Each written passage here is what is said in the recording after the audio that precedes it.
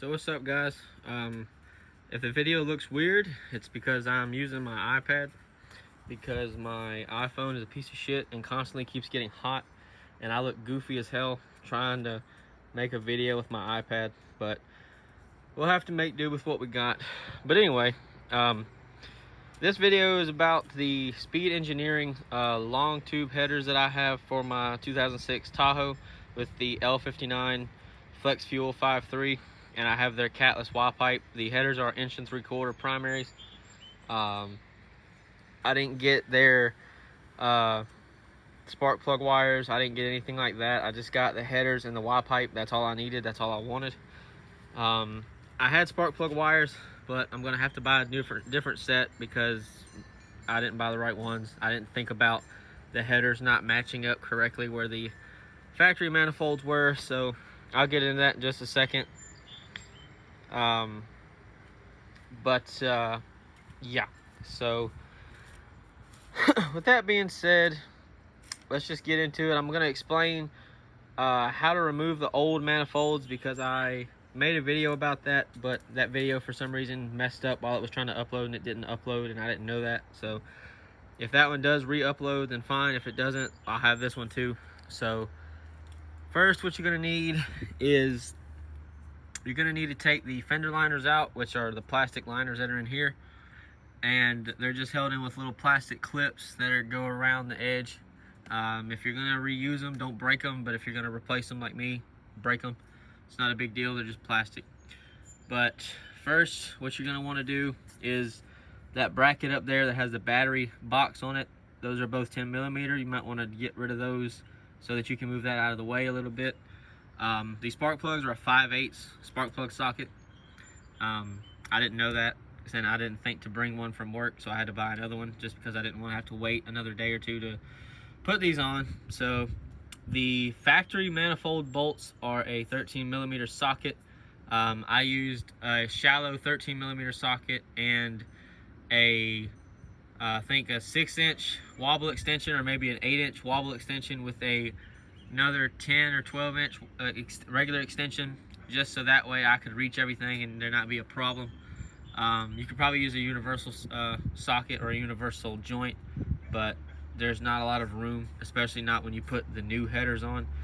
I highly advise, if you're going to replace the spark plugs, which I suggest you do that when you're going to do this because you're going to be down there, so it'd make life a lot easier, which is what I've done, because I'll show you the part number for the plugs I have. I would suggest taking the spark plugs out when you try to put these in because you will not have room and you do not want to break them, so be very, very careful. To make your life easier, I started to spray everything down with PB Blaster like a week or two before I knew I was going to do this. Like, I knew when my headers were supposed to get here, so I started spraying them about a week or two before I was even going to buy them.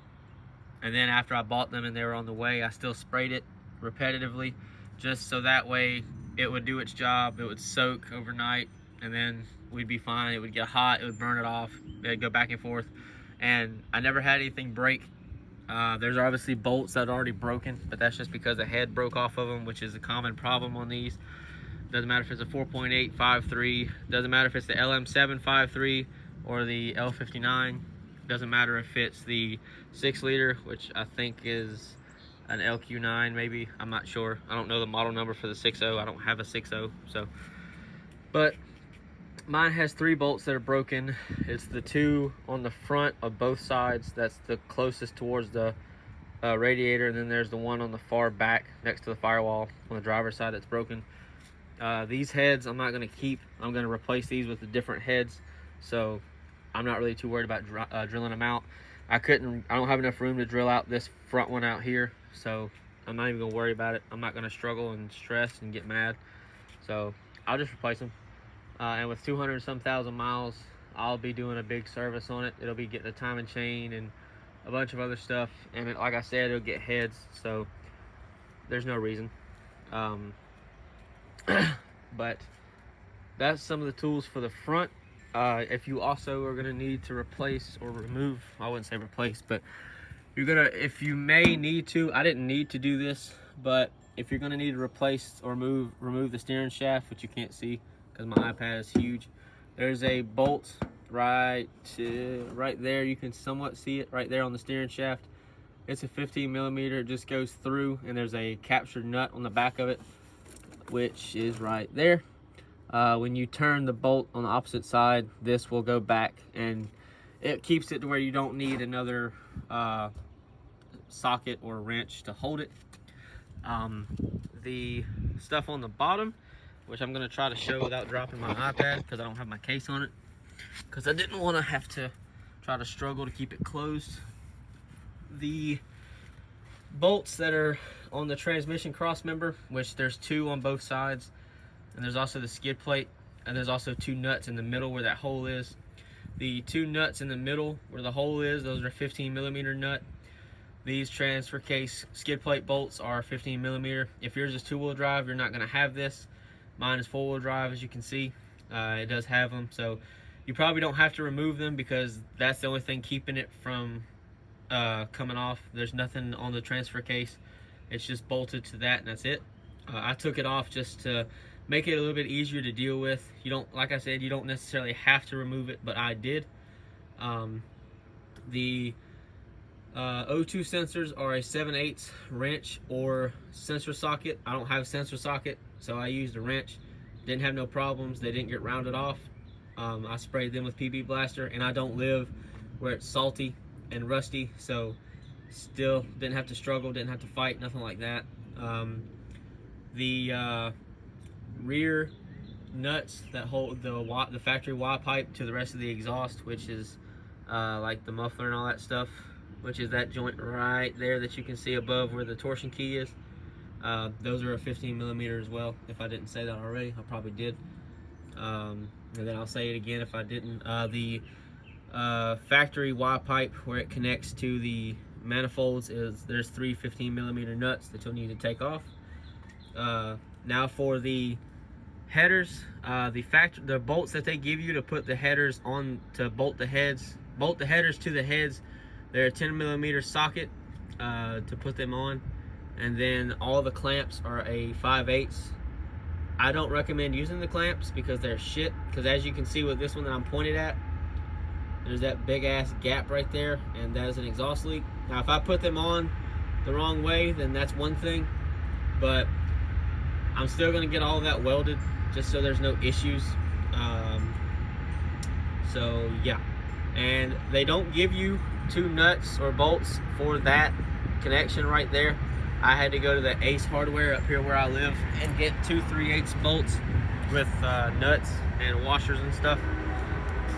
So that's you're on your own for that.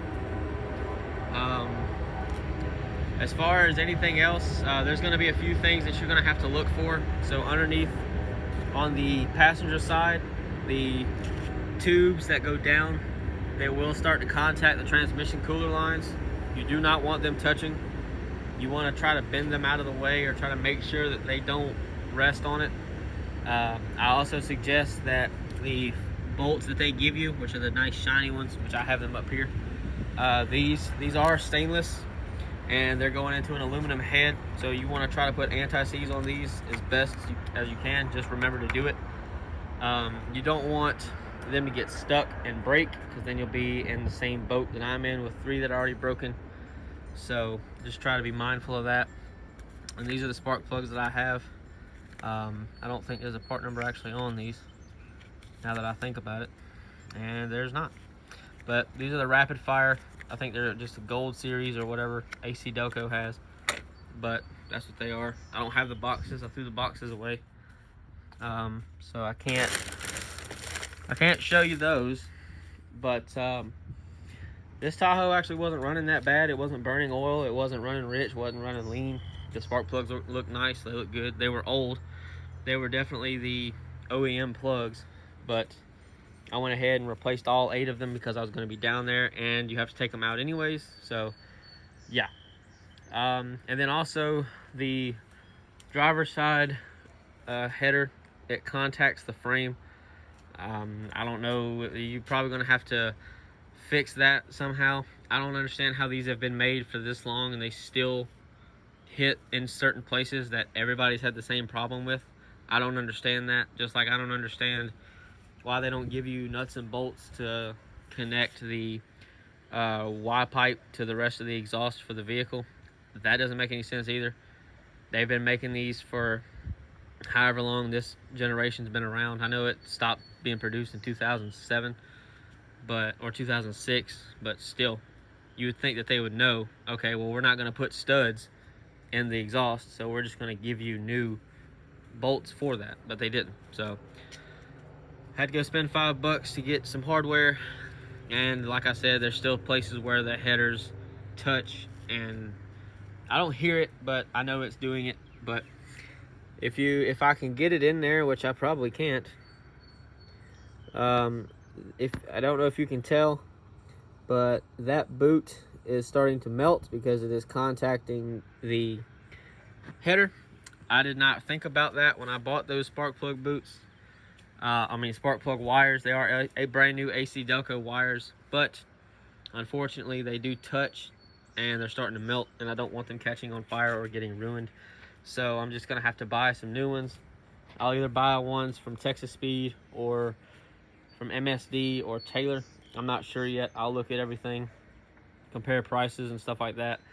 And if you're gonna put new spark plugs and wires in it, make sure you put dielectric grease on the contact on the top part of the spark plug, or at least inside where the spark plug wire is. You don't want water getting in there and ruining it and getting corrosion in there and stuff like that.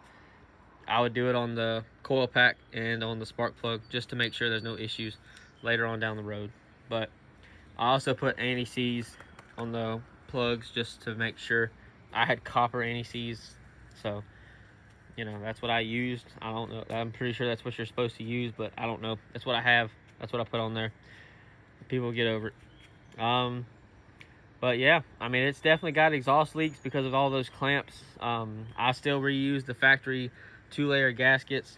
I don't like the gaskets they give you. I'm not going to use them, so I'm going to just buy a new set of these gaskets that it came with when it was new, when the Tahoe was new, which is the 2-layer metal gaskets. So yep.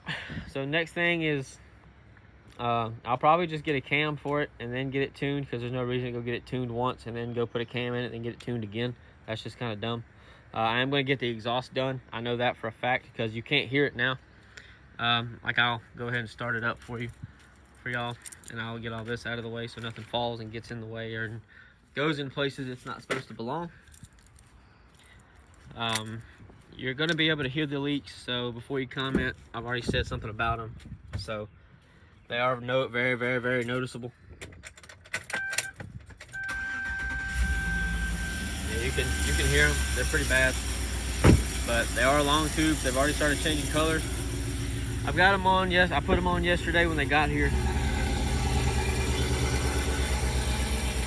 But she's a little bit louder, and you can tell that it's definitely running a little rich because you can smell it. It needs a good tune. It needs a good exhaust. I'm going to get rid of the muffler, obviously, and I'm going to get just an SLP loudmouth 2 put on this, and just get duals.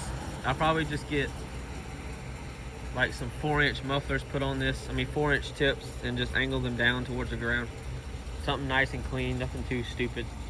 I'm not going to just straight pipe it, not with long tubes and no cats. It's going to be way too loud. But yeah, you can tell it's not running at its best right now, just because it doesn't know. And I think it's got a slight misfire just because of how it's running, but that's probably because that spark plug boot is starting to melt. So, but there you guys go. No big deal. And like I said, it's got a check engine light on because of the O2 sensors not being there. So just know that will happen, and they will start to smell for a little bit because they've got to burn off the coating that's on them. I'm talking about the headers, not anything else. But yeah, so there you guys go. I hope this helps, and I'll see you guys later.